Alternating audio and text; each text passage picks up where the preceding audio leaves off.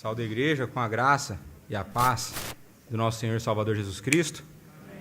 Com grande alegria, mais uma vez reunidos como povo de Deus para prestar o culto que a Ele é devido e que para nós é um privilégio, né? E as Pedras Vivas cada vez mais caminhando para o crescimento, para a glória de Deus, né? Agora nós somos uma igreja biblicamente inclusiva. Eu quero dizer com isso que nós temos aqui a nossa irmã fazendo a língua de sinais, e aqueles que normalmente são esquecidos, no nosso meio eles participarão, né? Isso que é ser inclusivo de acordo com as Escrituras, não as baboseiras que a gente tem ouvido por aí. Então, fora isso, vamos abrir a nossa cópia da Sagrada Escritura na primeira epístola de Pedro, capítulo 1, e ao contrário da semana passada, não serão só 2 versículos, nós teremos mais versículos hoje. E normalmente, quanto mais versículo, mais tempo. Então, vamos abrir aí a cópia da Sagrada Escritura, primeira epístola de Pedro, capítulo 1, e eu lerei dos versos de 3 a 12. Versos de 3 a 12. Então, está escrito assim na palavra do Senhor: Bendito Deus e Pai de nosso Senhor Jesus Cristo, que, segundo a sua muita misericórdia, nos regenerou para uma viva esperança, mediante a ressurreição de Jesus Cristo dentre os mortos, para uma herança incorruptível, sem mácula, imarcessível, reservada nos céus para vós outros, que sois guardados pelo poder de Deus, mediante a fé para a salvação preparada para revelar-se no último tempo.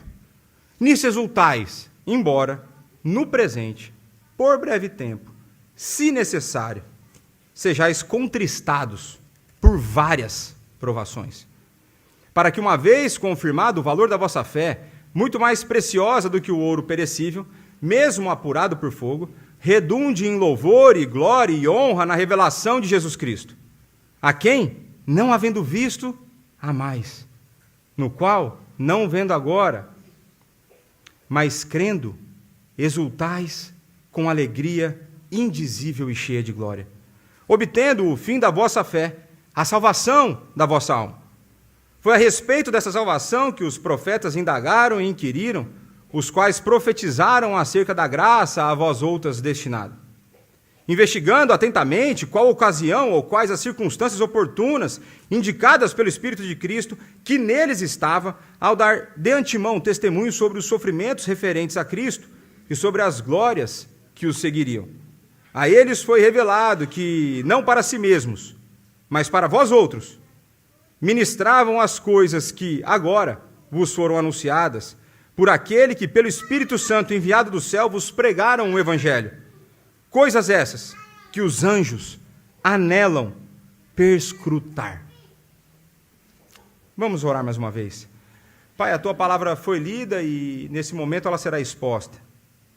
Nós clamamos pelo teu auxílio, nós clamamos pelo auxílio do teu Santo Espírito, para que o nosso coração seja aberto, para que a tua palavra encontre morada no nosso coração. Dá-nos entendimento, dá a mim fidelidade na exposição da tua palavra, e que o teu nome seja glorificado nesse momento. É no nome do teu Filho, o nosso Salvador, o nosso Senhor Jesus Cristo, que nós oramos e agradecemos. Amém. Na última semana, meus irmãos, nós vimos que os nossos irmãos estavam a sofrer com a perseguição por causa da sua fé. Nós vimos que eles tiveram que abandonar os seus lares, muitas vezes tiveram que se dispersar pela Ásia Menor, né, região hoje conhecida como a Turquia, e que eles tinham que viver diante de uma sociedade com um padrão moral completamente deturpado. Então, isso que a gente vive hoje não é muita novidade.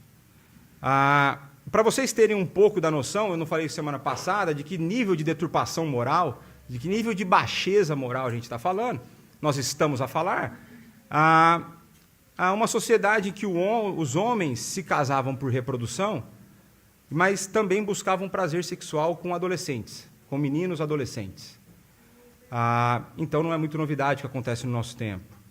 A impiedade era também demonstrada quando os pais, especialmente a figura paterna, por olhar a criança e não se identificar com ela, ou por ver algum defeito, ele simplesmente não assumia a paternidade, e a solução para isso era pegar o recém-nascido e deixar nas ruas para que elas morressem. É diante desse tipo de sociedade, com esse tipo de moral, que os nossos irmãos estavam a viver. Alguns historiadores vão atribuir o crescimento da igreja primitiva ao fato dela ter sido regada com o sangue dos mártires. Muitos dizem que com o sangue dos mártires a igreja cresceu. Existem outros historiadores que vão dizer que o testemunho de uma fé genuína, que leva a ações condizentes com essa fé, é que de fato faz com que as igrejas cresçam. E tudo isso, naturalmente, dentro da soberania divina. E um dos exemplos desse testemunho que era dado pelos nossos irmãos está relacionado aos recém-nascidos que eram largados nas ruas para que eles morressem. É então quando nossos irmãos, movidos pela fé, fundamentados nos ensinos de Cristo, ao invés de não apenas coadunarem, eles não faziam o mesmo, mas eles adotavam as crianças que eram abandonadas nas ruas. Eram aqueles que não dividiam o seu leito, não dividiam as suas esposas e não buscavam prazer em outros lugares. É esse tipo de moral completamente oposta, vinculada, alinhada com a palavra de Deus que os nossos irmãos viviam. E aí eu creio que não fica difícil imaginar que se os nossos irmãos viviam dessa maneira, de que os pecados da sociedade, os pecados individuais, os pecados culturais eram expostos. Eu creio que não fica difícil. Pensa quando você tem um amigo que normalmente é mais crente que você, assim, né, mais crente que você, a tendência normalmente você se sente constrangido perto dele. Porque às vezes ele ora mais do que você, às vezes ele se porta melhor em público do que você, às vezes ele lê mais a Bíblia do que você, às vezes ele sabe mais da Bíblia do que você. E às vezes você fica meio constrangido por isso. Fala assim, estou mais velho na fé que ele e parece que ele cara é mais crente do que eu.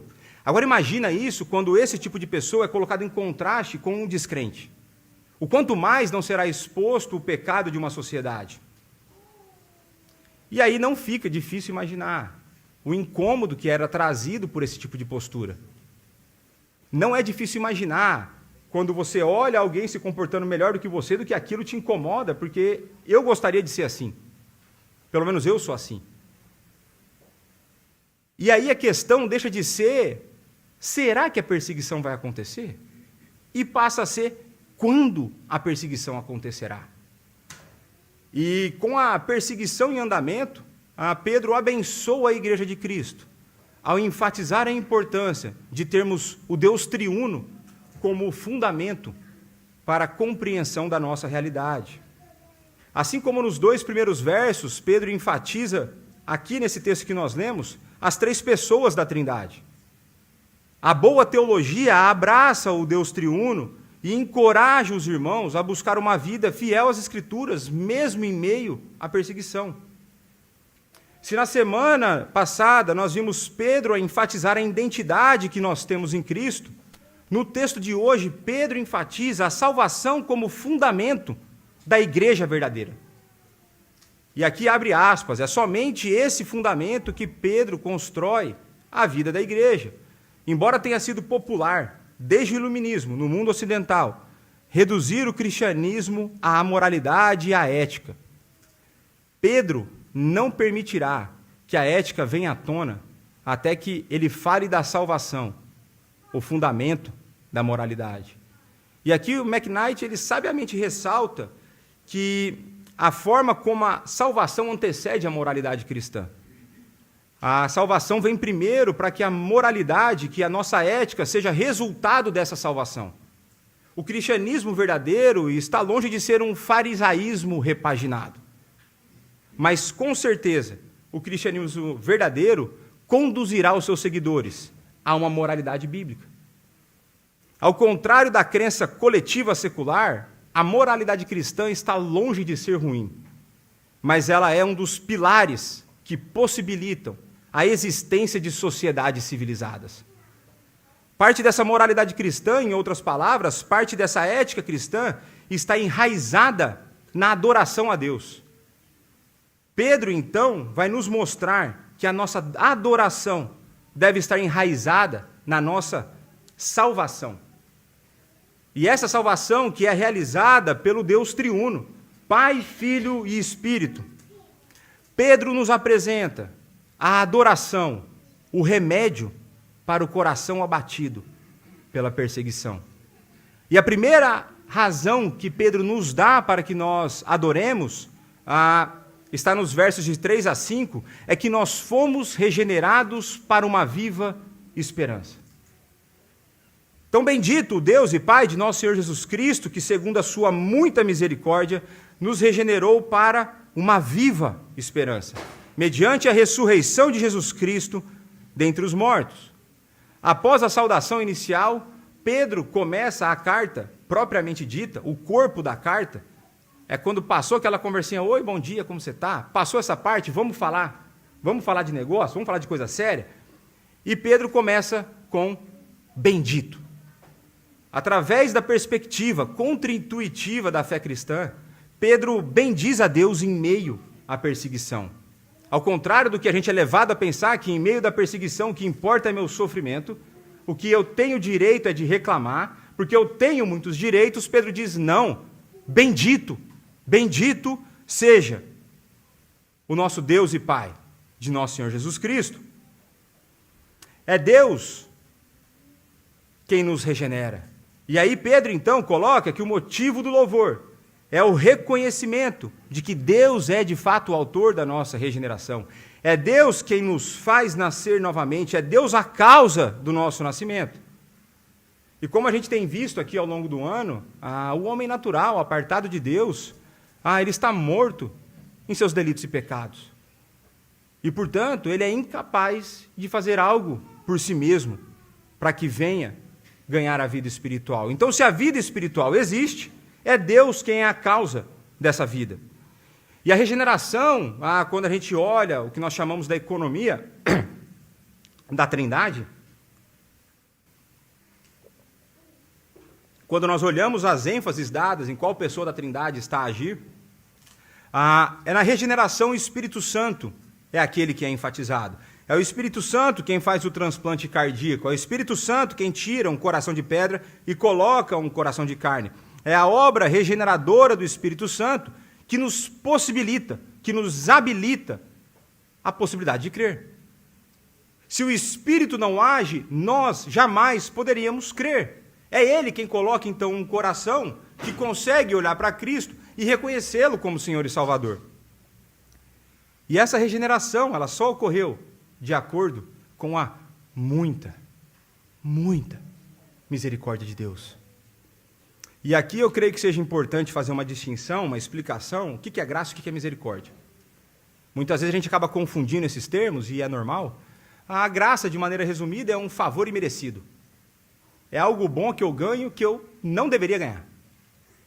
E a misericórdia é o fato de Deus não me punir por algo que eu deveria ser punido. Dá para entender a diferença? Simples. Graça e misericórdia explicada em 30 segundos. Me superei. Então, é nós entendermos que nós merecíamos uma punição. E veja, não foi pouca misericórdia. É muita misericórdia. Então, portanto, é pelo fato de Deus ser misericordioso para conosco, dele não nos punir de acordo com as nossas ações, que nós somos regenerados pelo Espírito. E essa regeneração, ela tem uma finalidade, né? Por aula de português, né? Já pensou o brasileiro dando aula de português em Portugal? O português fica doido comigo. Mas ele fala lá, né? Que, segundo, nos regenerou para finalidade, para uma viva esperança. Para uma viva esperança. E essa esperança, ela é viva porque ela tem em Cristo, ressurreto, aquele que derrotou a morte, o seu autor. É Cristo aquele que faz a obra que possibilita a nossa regeneração. E, meus irmãos, todas as vezes que nós lemos a palavra esperança, no sentido da esperança cristã, eu quero que vocês entendam isso. A esperança cristã está longe de ser um salto no escuro. A esperança cristã, ela está longe de ser uma mera possibilidade. A esperança cristã é a certeza de que Deus agirá de acordo com as suas promessas. Portanto, quando nós esperamos, nós temos certeza que aquilo acontecerá. Eu não preciso ficar na dúvida, é certeza. porque Ele é fiel a si mesmo, Ele é fiel à sua palavra. E se tivermos, então, a clara visão do que Deus fará, veja, se a gente entender, o plano de Deus é esse, e eu sei que Ele vai fazer, o que isso vai trazer para a minha vida? Tranquilidade. Se eu sei que Ele está no controle, que Ele é soberano, que Ele é todo-poderoso, e que Ele tem uma finalidade para aquilo, meu coração deveria se acalmar. Ele deveria descansar, Ele deveria lançar nele toda a ansiedade. E a nossa visão será clara, aí é um detalhe importante, é quanto ao objetivo final, ou seja, a salvação da nossa alma. É esse o objetivo de Deus. Agora, Deus não vai te compartilhar os detalhes do plano dele. Deus não vai te contar como ele vai chegar lá. Agora saiba que tudo que está acontecendo é para que você seja salvo. Então nós temos que parar de nos preocupar com os detalhes, parar de nos colocar no centro do mundo e começar a olhar para Ele, que é o centro, no plano que Ele tem para mim, e confiar e descansar que a nau não vai naufragar. Porque Ele está na nau. Ele está conosco no barco. Ele está a nos conduzir. E essa regeneração para a viva esperança, ela é mediada, ela é possibilitada por essa ressurreição de Cristo. É somente pelo facto de Cristo receber a punição que nos era devida. Veja, que Deus não é injusto, Ele precisa punir alguém. E a punição recai sobre Cristo. E é por isso que Ele morre em nosso lugar e possibilita a nossa salvação. É somente pelo fato de Deus ser misericordioso conosco que Cristo precisou morrer em nosso lugar. Contudo, é através da obra de Cristo, aqui, tendo a sua ressurreição enfatizada, que essa regeneração para uma viva esperança se torna realidade. Para uma herança incorruptível, sem mácula, imarcessível, reservada para nós, nos céus, para vós outros. Aqui nós precisamos de dicionário, né? Imarcessível. Se eu perguntar aqui, quase ninguém, nem eu, é que eu olhei o dicionário, né?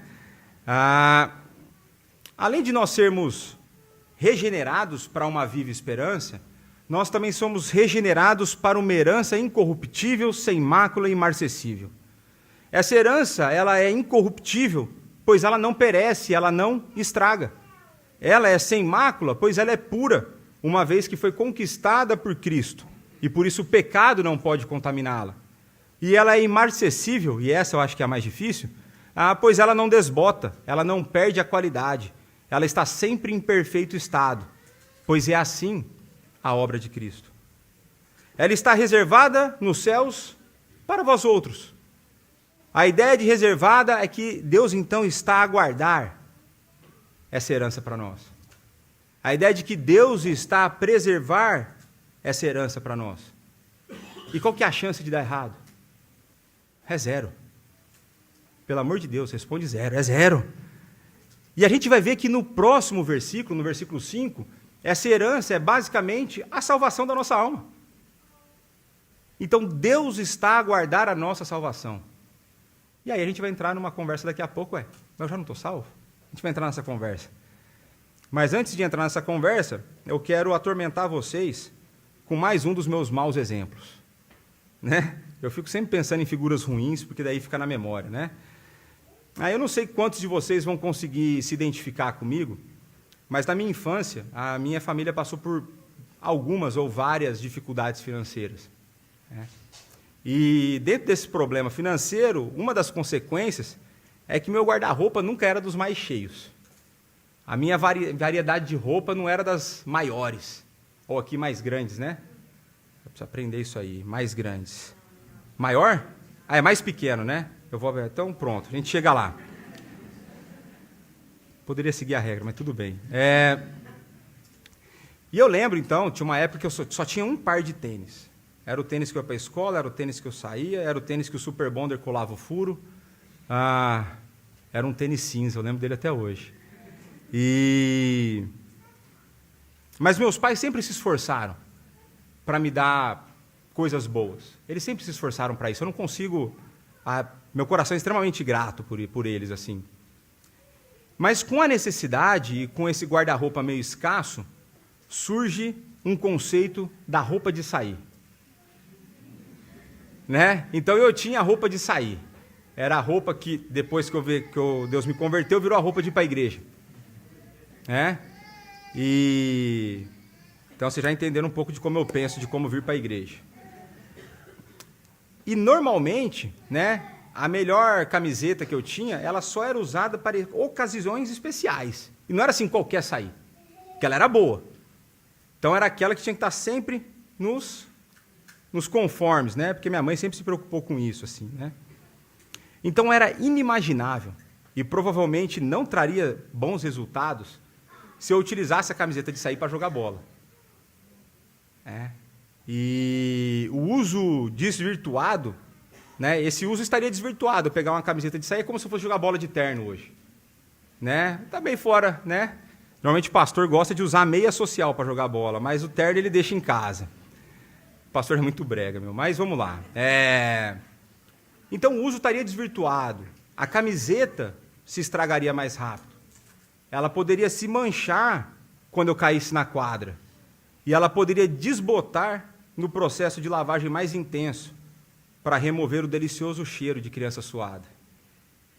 Além disso, eu enfrentaria as consequências de ter usado de maneira inadequada a minha camiseta. Agora, ao contrário da minha camiseta de sair, a nossa salvação ela é de uso contínuo e não apenas para ocasiões especiais. Ao contrário da minha camiseta de sair, nada poderá estragar a nossa salvação devido à perfeição da obra de Cristo. Ela não é terrena para que ela se estrague, para que ela possa ser destruída. Os nossos pecados não podem manchar, macular a nossa salvação, pois Cristo morreu por todos os nossos pecados. O uso da nossa salvação, o viver de acordo com os preceitos de Deus, não faz com que ela perca a sua qualidade ou desbote. Pelo contrário, ela se aperfeiçoa, pois o Espírito está a nos aperfeiçoar em santidade. E aí Pedro, então, vai descrever quem são esses herdeiros. Quem são esses vós outros que têm uma herança desse nível guardada nos céus? E ele vai falar que esses vós outros que sois guardados pelo poder de Deus mediante a fé, para a salvação, preparada para revelar-se no último tempo. Somente aqueles que são guardados pelo poder de Deus é que receberão a herança, que obterão a salvação. Creio que não seja difícil a gente pensar nisso, né? Deixa você um dia sozinho, nem precisa estar sozinho. Com o Espírito você já está dando bola fora. E essa salvação, né, ela vai acontecer no tempo futuro, quando Cristo vier no último tempo, no último dia, uma última e segunda vez.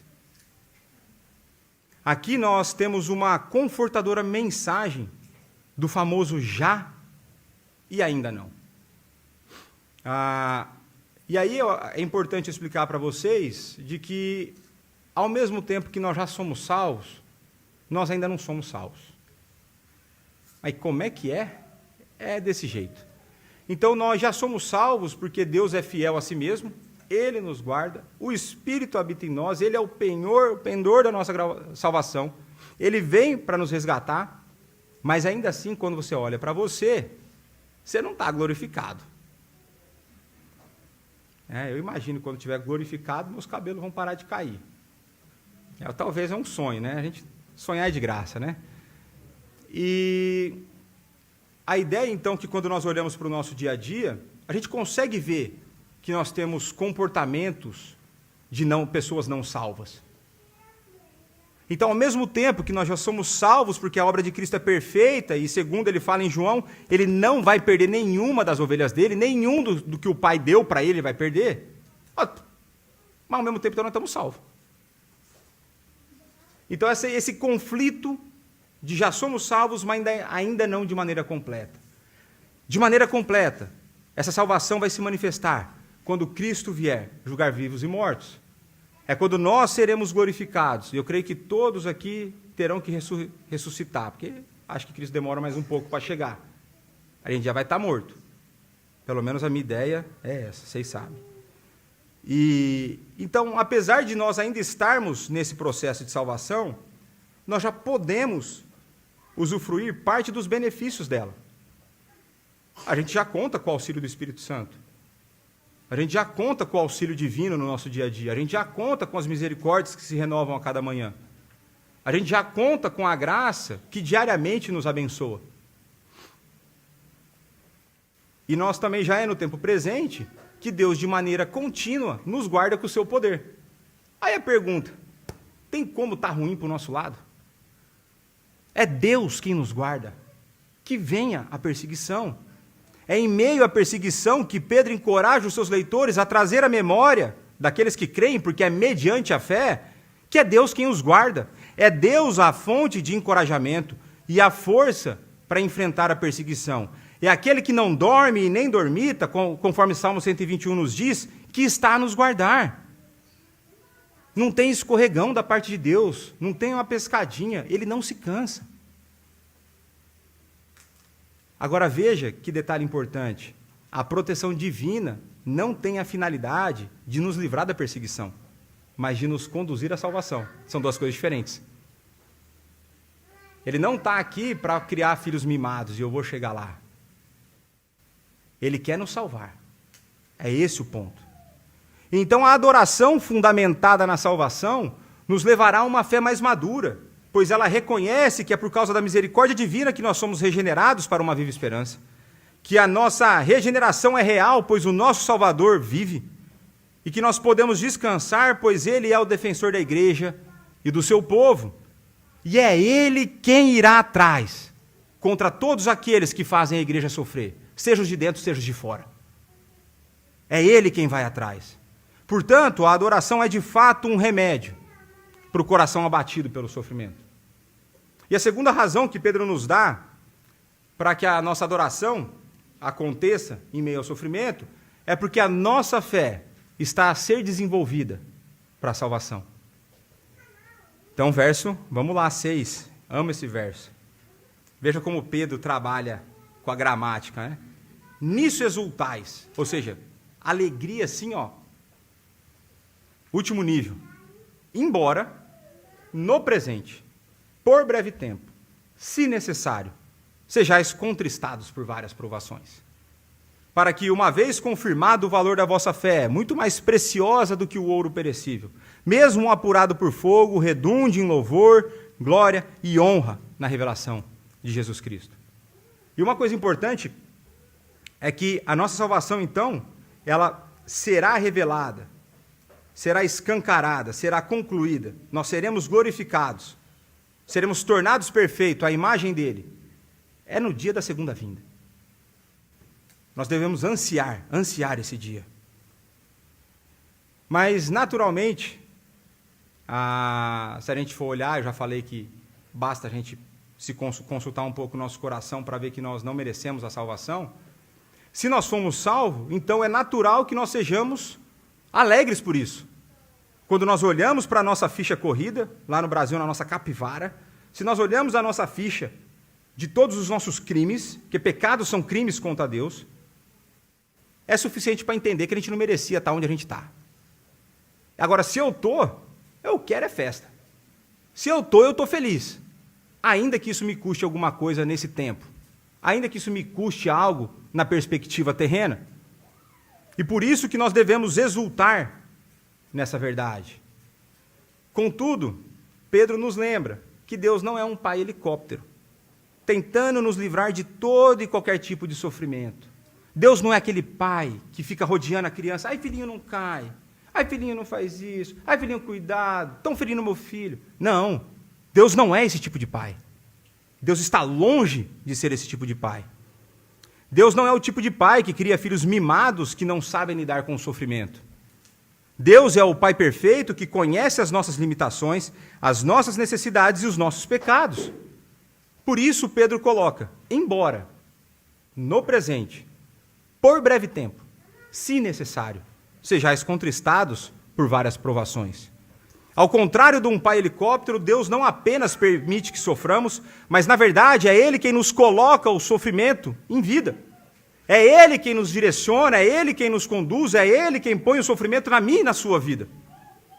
E aqui eu não estou a falar do sofrimento decorrente dos teus pecados. Arca com os teus negócios. Nós estamos falando aqui de processo de depuração da fé. Aprimoramento da fé. Então Deus é o Pai perfeito que utiliza todas as coisas para nos conduzir à maturidade na fé. E veja, quando a gente presta atenção nos detalhes, se necessário, Deus não é um Deus masoquista que gosta de torturar pessoas. Você precisa do sofrimento, o teu coração é duro. Você não se arrepende, você não muda. E quanto mais duro, mais forte vai ser a pancada. Quanto mais duro vai vir. Como diriam os nossos irmãos portugueses, é o que é. Então as provações na vida cristã são parte essencial no desenvolvimento da nossa fé. Pedro não nega, veja, isso é importante, Pedro não nega que as provações trazem sofrimento, que ela nos entristece, ele não está negando isso. Ele não nega de forma alguma isso. Está claro que a vida cristã não será livre de sofrimento, mas ao mesmo tempo, a vida cristã deve estar fundamentada na adoração resultante da salvação. Apesar das tristezas geradas pelas provações, o coração do cristão possui em Deus a razão suficiente para contentamento. A alegria cristã não é desconectada da realidade, mas é possível estar contente em meio às tristezas do sofrimento. E se não bastasse o se necessário, nós também somos informados que as provações podem ser várias. E várias aqui não é no sentido apenas de quantidade, mas é também no tipo de variedade. Ou seja, vem de tudo quanto é lado, de tudo quanto é jeito. É desse jeito que Deus trabalha, pessoas com coração duro como o nosso. Então nós podemos ser provados de diversas formas. E essas provações, elas não são formas de tortura, mas na verdade é a forma como Deus busca trazer o nosso caráter à tona. E eu creio que é algo que seja importante a gente entender. O sofrimento da nossa vida, eu falei que é de acordo com a dureza do coração de cada um, e mais uma das imagens que eu tenho para mim é de Deus como um alfaiate. E quando Deus ele faz o terno do sofrimento para o Leonardo, ele não serve para o Marco, ele não serve para o Lucas, ele não serve para o Isaac, ele não serve para o Bruno, ele serve para o Leonardo. Então não olhe para o lado e fale assim, nossa, o meu irmão está sofrendo menos do que eu. Você não sabe. E você não sabe o quanto que ele está sofrendo dói nele. Porque você acha que ele sente como você sente. O sofrimento é sob medida. Não tem 1 milímetro de erro. Ele vem o sofrimento e vem o auxílio necessário.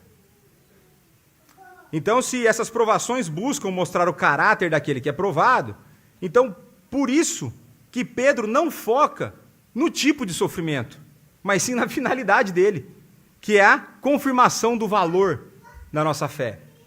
E aqui a figura, a maneira como os verbos que são utilizados apresentam, é de que Deus é uma espécie de um especialista que está autenticando uma obra de arte. Ele consegue ver o que é falsificação, o que não é. Ele consegue olhar nos detalhes, ele sabe essas coisas, mas ao mesmo tempo, ele é o ourives que está purificando o ouro. Ele é o ourives que está removendo a imperfeição. É o ourives que está removendo a falsificação daquela obra de arte que ele fez. A nossa vida. E aí eu creio que se a gente pega a imagem de um autenticador de obras de arte e Deus como um ourives purificando o ouro da nossa fé, aí eu creio que a gente pode fazer então uma analogia de Deus como um ferreiro. Eu gosto de filmes de época, eu gosto de filmes de guerra. E uma das coisas que sempre me chama a atenção é a maneira como as espadas eram feitas. É fogo, pancada, alívio na água.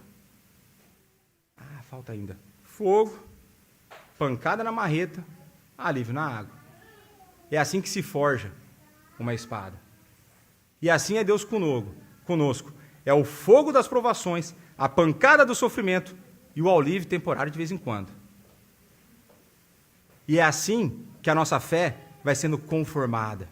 É dessa forma a purificação da nossa fé resultará em louvor, glória e honra na revelação de Jesus Cristo. E esse louvor é direcionado a Deus, pois a salvação de pecadores miseráveis é de fato uma obra digna de louvor. E eu fico pensando, quando estiver reunido na segunda vinda, vai olhar para o lado e falar assim, é sério que aquele ali? Rapaz, verdade, estou aqui também. Nó, é digno de louvor, porque eu me conheço. Eu sei o quanto eu não mereço. Eu sei o quanto eu sou ruim, já estando a caminhar com Cristo há 24 anos. E o mérito não é meu. Então o louvor é todo dele. Então vai ser, o resultado final vai ser mostrado na segunda vinda de Cristo. O dia do bom jeito, Maranata. Ora vem, Senhor Jesus. E Pedro ele vai fazendo observações e explicações, e ele fala que vai ser na revelação de Cristo que isso vai acontecer. Ele fala assim, deixa eu falar quem é esse Cristo. Então, Pedro está como se fosse puxando e escrevendo. Deixa eu dar mais um pouco de detalhe. Quem é esse Cristo? Esse Cristo é a quem, não havendo visto a mais, no qual não vendo agora, mas crendo, exultais com alegria indizível e cheia de glória, obtendo o fim da vossa fé, a salvação da vossa alma. Pedro destaca o amor dos seus leitores por Jesus. E aqui a gente tem uma informação importante, que é bem provável que essas pessoas fossem convertidas após a ressurreição de Cristo, a quem vocês não viram, mas amam. Assim como nós, que não vimos, mas amamos. E, contudo, apesar de não terem visto, esse amor deles é demonstrado por uma disposição contínua de um relacionamento de intimidade com Cristo, de uma vida que provavelmente é resultado de oração, conhecimento bíblico, conhecimento dos ensinos de Cristo, que o levaram a viver uma vida que os conduziu à perseguição. E mesmo não vendo, eles depositam a fé, eles se entregam para Cristo com total confiança. É por isso que eles exultam com alegria indizível e cheia de glória. Eu não sei se você já teve alguma experiência na sua vida em que você estava tão feliz que você não sabia como falar. Eu consigo lembrar de alguma situação. Eu não sabia o que dizer, a vontade era sair correndo e pular. Mas a alegria ela é indizível, pois ela se fundamenta na incompreensível graça. Essa alegria é cheia de glória, pois mesmo em meio às provações, a alegria reflete o Deus que nos purifica. É a glória dele que se reflete na nossa alegria quando nós vivemos no mundo que nos persegue. E o resultado disso é que o objetivo da fé é alcançado, a salvação da nossa alma. E a maneira como essa salvação é descrita, o verbo utilizado, dá a ideia de que no tempo presente, a gente já falou disso, a gente já começa a usar desses benefícios, é algo que já acontece no tempo presente. E Pedro deixa claro que o objetivo da nossa fé não é uma vida sem problemas, não é um casamento perfeito, não é filhos maravilhosos, não é uma carreira de sucesso, não é louvor de homens, ainda que, em alguma medida, essas coisas possam estar presentes em nossa vida. Mas o objetivo da fé é a derrota do pecado, é a mortificação da nossa inclinação carnal, é o resistir ao diabo, é a salvação da nossa alma, é a conformação à imagem do Filho. E é por isso que nós devemos adorar a Deus em meio ao sofrimento, porque você está sendo conformado à imagem de Cristo. Imagina o trabalho que falta, mas vamos lá. E por fim, a última razão que Pedro nos dá no texto do porquê nós devemos ter uma vida de adoração em meio ao sofrimento, é porque a nós foi revelado a pessoa de Cristo e a sua glória. Porque a nós foi revelado a pessoa de Cristo e a sua glória. E a palavra de Deus nos diz que foi a respeito dessa salvação que os profetas indagaram e inquiriram, os quais profetizaram acerca da graça a vós outros destinada, investigando atentamente qual ocasião e quais circunstâncias oportunas, indicadas pelo Espírito de Cristo, que neles estava ao dar antemão testemunho sobre os sofrimentos referentes a Cristo e sobre as glórias que os seguiriam os sofrimentos. A eles foi revelado que não para si mesmos, mas para vós outros, ministravam as coisas que agora vos foram anunciadas por aquele que, pelo Espírito Santo, enviado do céu, vos pregaram o Evangelho, coisas essas que os anjos anelam perscrutar. Dicionário de novo. Então Pedro nos apresenta mais uma razão para adorarmos a Deus. À igreja na era cristã foi revelado os sofrimentos de Cristo e as glórias que se seguiriam. Wayne Grudem faz um comentário interessante, abre aspas. Uma excelente sugestão é, portanto, que esses profetas do Antigo Testamento pesquisaram nas escrituras anteriores e provavelmente em suas próprias profecias para descobrir sobre a salvação e a graça que eles estavam prevendo. A ideia aqui é que os profetas estavam tão impressionados que eu disse, cara, preciso entender melhor o que está acontecendo. Nós estamos profetizando, mas eu quero entender nos detalhes. Não basta só aquela leitura básica, eu quero uma aula na EBD que me explique isso aqui. Era desse jeito que os profetas estavam. A salvação e a graça, a maneira como elas seriam conquistadas, concedidas e quem faria essa obra, era objetivo de grande admiração. E aqui eu quero que você pense, volta no tempo, povo sofrendo, cativeiro, e o libertador sendo prometido. Isaías 53, você fala, quem que é o servo sofredor, meu? Quero saber quem que é esse cara, meu. Será que esse cara vai chegar no meu tempo de vida? É essa a ideia que está sendo... E eles pesquisavam, aqui o inquiriram, a ideia de que era de forma meticulosa, era no detalhe. Eles estavam querendo saber, eu quero esse negócio para mim, que é bom demais. E aí, uma obra tão grandiosa como essa, de salvação de pecadores miseráveis, deve nos levar a que nós nos espantemos, a que nós fiquemos boquiabertos e a colocar no nosso coração o desejo de conhecer, de perceber como é possível que um pecador seja salvo. O grande negócio é esse. Como pode uma pessoa como eu ser salva? É esse o X da questão. E é por isso que os profetas vão olhar e falar, eu conheço a história do meu povo. Inclusive, eu estou no cativeiro porque os caras não param de pecar. Eu sei como esses caras são ruins. E eu sei como eu sou ruim, ou como diria Isaías, ai de mim. Ai de mim. E é nessa hora que a gente se acostuma com aquilo que é bom. A gente tem a revelação completa. E para nós está tudo tranquilo. E a gente não lê a Bíblia. E a gente não tem vontade de vir PBD, a gente não tem vontade de ir num curso extra, PG é uma canseira, grupo dos homens, nem quero saber. Os profetas estavam se matando para tentar entender esse negócio.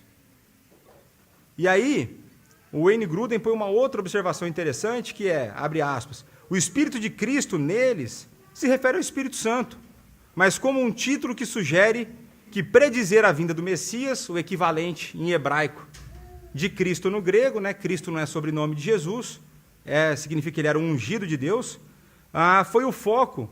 Então, foi o foco principal de sua atividade dos profetas do Antigo Testamento. Era de fato apontar para Cristo, era esse o objetivo, não era predizer o que vai acontecer com a minha vida, não era predizer com quem eu vou casar, não era predizer se eu vou ser promovido, é predizer quem vai me salvar, quem vai dar jeito na minha vida. Quem vai dar jeito nesse mundo que Adão complicou para nós? E aí está uma das razões do porquê o Antigo Testamento é tão importante para a gente. Porque é o tempo todo falando de Cristo. É o tempo todo apontando para Cristo.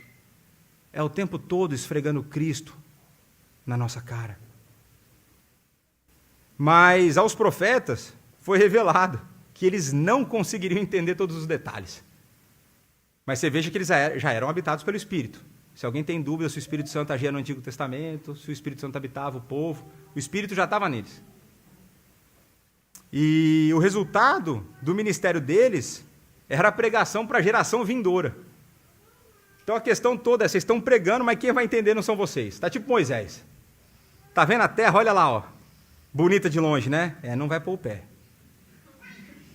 Não vai. Você deu a entrada, né? Fez o financiamento, vai começar a pagar as parcelas, mas você não vai entrar. E essas previsões proféticas não eram sem relevância, ao mesmo tempo isso é importante. Não é porque eles não entenderam os detalhes que essas revelações não eram importantes para o povo naquela época. Essas revelações eram importantes porque elas davam informações suficientes para que eles conhecessem o Messias que os salvaria. Eles já conseguiam olhar para aquilo e falar, tem um Salvador e é nele que eu confio.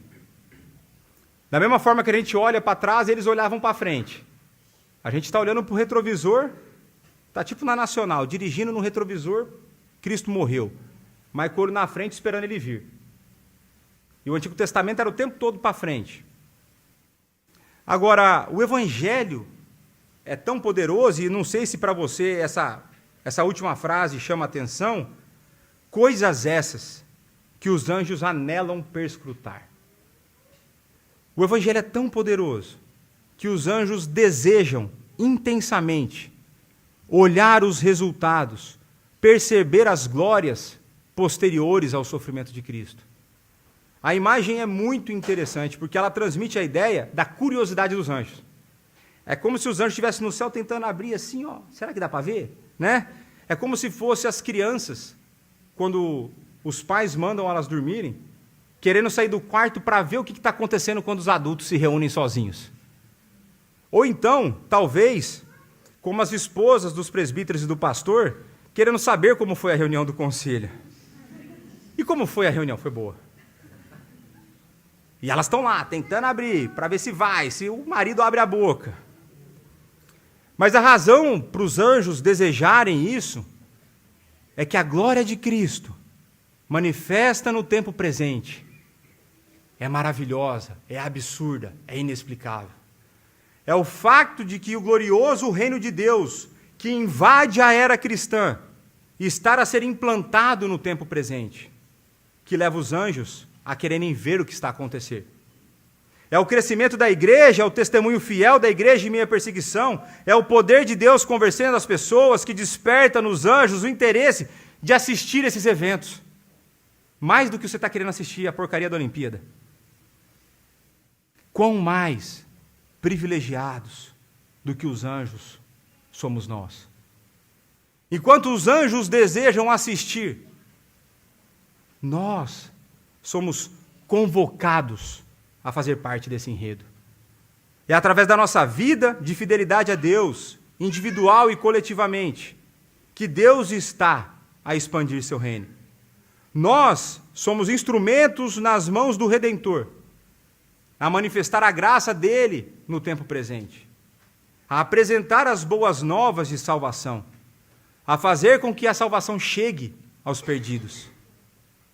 Que gloriosa verdade que deve nos levar à adoração. Caminhando para a conclusão, McKnight, um dos comentaristas que eu consultei, ele parece estar correto quando ele afirma que, para Pedro, a razão pela qual os cristãos estavam sofrendo era porque eles tinham resultado da salvação em suas vidas. E a sua vida cristã, agora, estava irritando uma sociedade pecaminosa. Assim, a nossa perspectiva aqui é como o sofrimento flui da salvação. O sofrimento, quando devidamente compreendido e aplicado, é o rastro que segue atrás do barco da salvação. Fecha aspas. Então, em meio a terríveis sofrimentos da perseguição, Pedro encorajou os nossos irmãos a partir de uma perspectiva bíblica.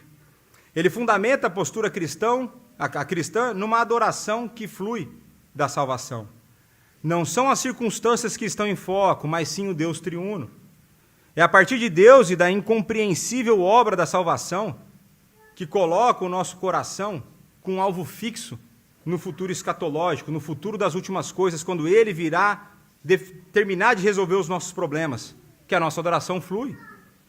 Mais do que isso, é da correta, porém finita compreensão de quem Deus é, e do objetivo, a salvação da nossa alma, que ele tem para os seus eleitos, que influi o encorajamento, a força e a perseverança para continuar a caminhada cristã em meio aos sofrimentos da perseguição. É quando entendemos que o nosso destino está nas mãos dele, que vamos encontrar conforto no meio do desconforto. Nas palavras de Jesus Cristo, em Mateus 10, 28, não temais os que matam o corpo e não podem matar a alma. Temei antes aquele que pode fazer perecer no inferno, tanto a alma como o corpo. Palavras do nosso Senhor Jesus Cristo. Concordo com um dos comentaristas que consultei, que a dificuldade que a gente enfrenta para aplicar esse texto de maneira correta, porque veja, eu não posso chegar aqui e aplicar esse sofrimento porque você furou o semáforo e chegou a multa para você. Eu não posso aplicar esse texto porque você está sendo perseguido, porque no trabalho você falou mal das pessoas pelas costas, tentou puxar o tapete de alguém e te descobriram. Não é esse tipo de sofrimento que nós estamos falando. Nós estamos falando do sofrimento decorrente da fé. Então existe uma dificuldade de como a gente aplicar esse texto numa sociedade em que a perseguição é praticamente inexistente. A nossa sociedade e a nossa fé é tão fraca que quando a gente vê Satanás tirando o sarro de Jesus Cristo na abertura de uma Olimpíada, a gente fica preocupado. Estranho seria se ele louvasse. Estranho seria se a nossa fé fosse enaltecida no lugar onde ele reina, ou onde ele impera, onde ele parasita, na verdade. Esse seria o estranho. É esperado que eles façam isso. E venham para cima de nós. Meus irmãos, nós estamos aqui na terra faz tempo. Nunca conseguiram derrubar a igreja de Cristo e não vão conseguir. Já falei para vocês, quem avança é a igreja. O inferno tenta se defender, é nós que vamos meter o chute na porta lá. Por isso que as portas do inferno não prevalecerão. Arma de defesa não é ataque. Quem está atacando é Jesus Cristo. Quem está indo à frente, conduzindo a igreja é Jesus Cristo. E somos nós que seremos usados por Ele. Não nos estranhemos as perseguições que vêm. E aí, eu concordo com o autor de que a dificuldade de aplicar não está na falta de relevância do texto, mas sim da vida morna vivida pelos cristãos e pela igreja. Se o autor está correto, e para mim ele está, o sofrimento faz parte da caminhada cristã. Portanto, é provável que exista algo errado quando não temos qualquer tipo de sofrimento na nossa vida cristã. Ainda mais se considerarmos o abismo que existe entre o que cremos e o que a sociedade na qual vivemos crê. Deveríamos esperar muito mais problemas do que enfrentamos. Uma das razões para isso não aconteça se dá pela quase inexistência de comprometimento com a fé e com a confissão da verdade. A igreja foi levada a crer que o comprometimento morno com o evangelho é agradável a Deus e seria mais atrativo para os de fora. E assim a igreja cresceria. Mas a Bíblia nos ensina o oposto disso. É que o comprometimento absoluto com a verdade e a confissão inabalável da fé é que são atrativos e são usados para o crescimento da igreja. A igreja de Cristo avança quando pessoas corajosas na fé se levantam, quando pessoas convictas se levantam, quando pessoas podem entrar no Coliseu e falar, solta os leões, porque eu não nego o meu Salvador. E não pessoas que ficam chorando porque viram uma abertura de Olimpíada, pessoas que ficam chorando porque seus desejos não são atendidos. Não.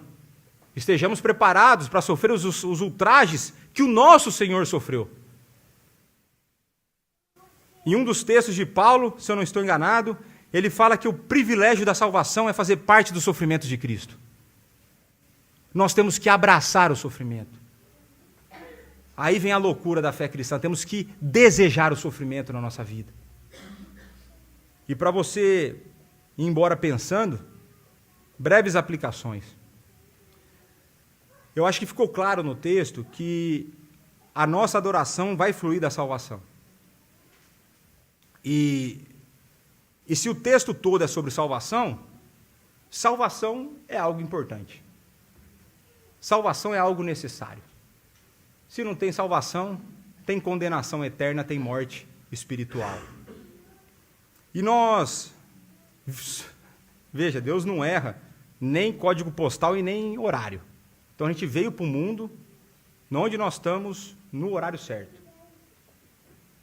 E nós vivemos num mundo que acredita estar seguro e sem necessidade de salvação. Quando você fala com alguém, salvo do quê? Eu não preciso, eu estou bem. Eu moro na Europa, estou tranquilo. Mas, ao mesmo tempo, nós somos chamados, convocados a anunciar essa salvação. Então, a gente quer falar uma mensagem que o povo não quer ouvir. E esse é um grande desafio. Só que você é convidado para ser mensageiro, você não é dono da mensagem. Então, você não tem o direito, por exemplo, de querer tornar a palavra mais palatável para esse mundo. Você não tem direito de querer aplicar a etiqueta social para tornar a palavra menos ofensiva. Você não é dono. Você não é dono.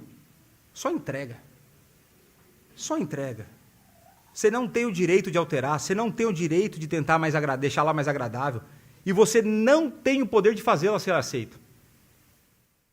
O convite a ordem vai e entrega tudo.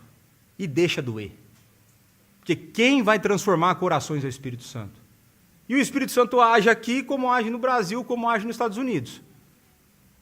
A gente não pode limitar o poder do Espírito Santo. A gente não tem o direito de limitar o poder da palavra. A gente não tem o direito de falar que Deus não escolheu ninguém na Europa.